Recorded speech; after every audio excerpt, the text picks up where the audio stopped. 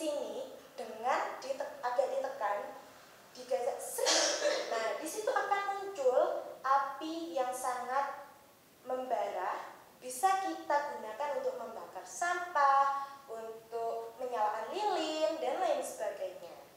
Seperti itu. Kemudian yang terakhir, yang kelima yaitu listrik. Loh, kenapa listrik? Nah, disinilah ada salah satu, yaitu adalah PLTU. PLTU itu menggunakan api sebagai bahan untuk PLTU listrik, PLTU air, dan lain sebagainya. Seperti itu.